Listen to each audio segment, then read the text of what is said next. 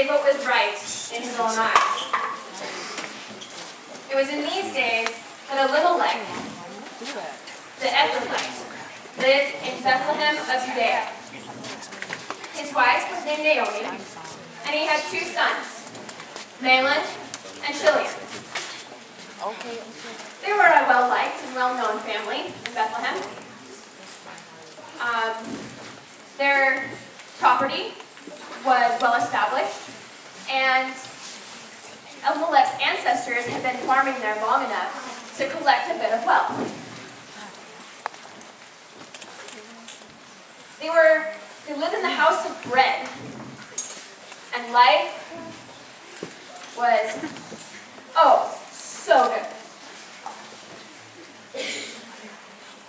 Until their crops failed.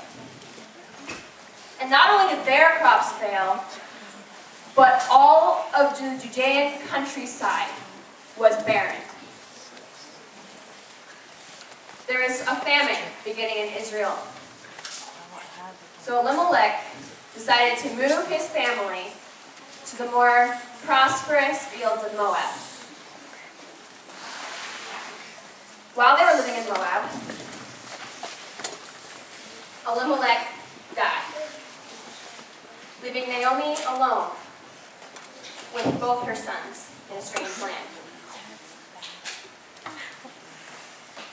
Naomi and her sons, together, they survived the next few years. And the boys grew up and started thinking about marriage.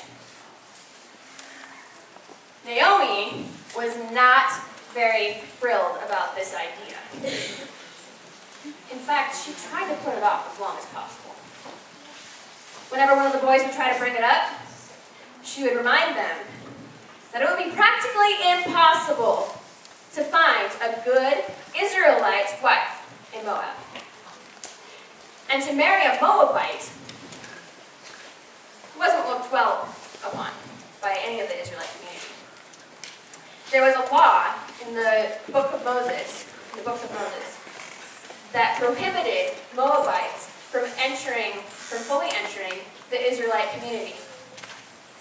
And any children they might have would more than likely be rejected by both Israelites and Moabites. But none of these arguments seemed to convince Mahlon or Chilion. And since their mother was no longer legally able to stop them, they made the necessary arrangements and they married 2 Moabite women. That's where I come into the story. My name is Ruth. My sister-in-law's name is Orpah, and Naomi's sons were our husbands.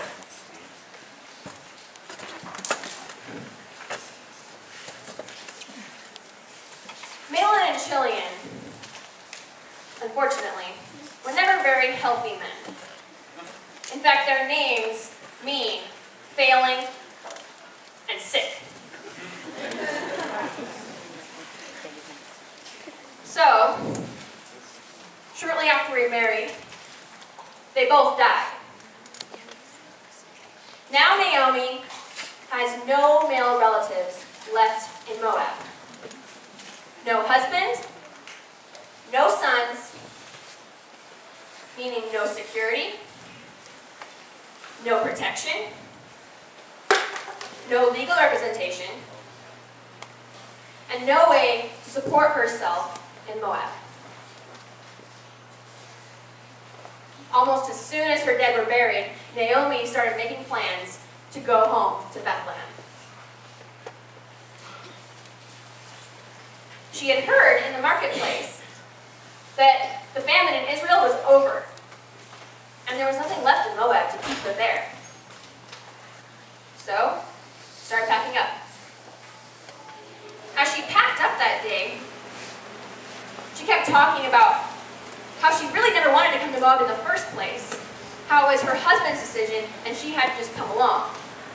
And she thought that Yahweh, her God, was punishing her for the choices of her dead husband and sons.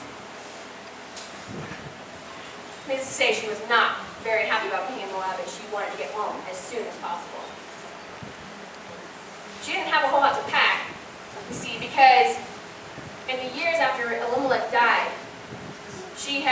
used up or sold any wealth that he had brought with them in order to provide for her sons and herself. So she basically had what she could carry. And Orpah and I didn't have much more than she did either. So the three of us, when Naomi was ready, we took our stuff and we started walking down the road to Bethlehem from Moab. As we walked, Naomi kept trying to tell us to turn around. She kept encouraging us to go back to our parents' homes. She said, "My daughters, go home.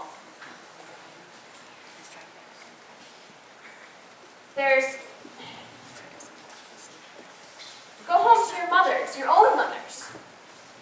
You were very, very kind to me and my husband and sons, but now your obligation is over." Orpah and I, we didn't want to leave. In fact, we desperately wanted her to know that we loved her and we wanted to go with her. But Naomi didn't want us there. She thought that Yahweh was punishing her because of us. And quite honestly, our presence reminded her of her dead sons. And she felt obligated as our mother-in-law to provide for us, even though she had no way of doing so. So she insisted over and over again, "Go home. Why do you want to come with me? I'm too old to be of any use to you at all. In fact, I'm old enough that I might just die before we get to Bethlehem."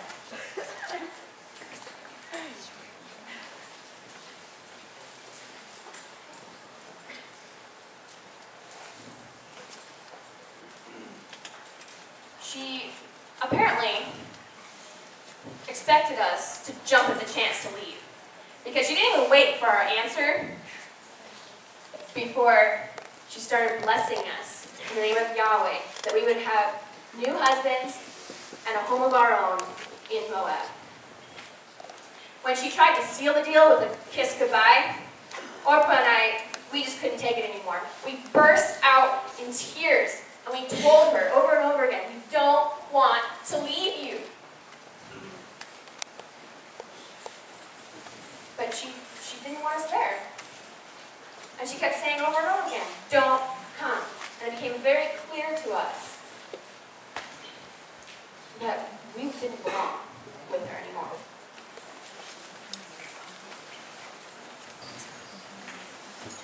In fact, as our elder and our mother-in-law, we were expected to obey and respect her wishes, to leave her alone. So Orpah decided to be a good daughter. She kissed her mother-in-law goodbye, and we all cried as she walked away. Almost immediately, as soon as Orpah was gone, Naomi turned on me. And before she could say anything, I just ran up to her, I grabbed her as tightly as I could, held her in a tight embrace so she could not escape. She had no more argument. But she commanded me as strongly as she could to go with Orpah. Go back to my family, go back to my gods in Moab. This hurt me more than I can express. I loved her, and to be rejected by her when I'd already lost my husband, and my parents probably wouldn't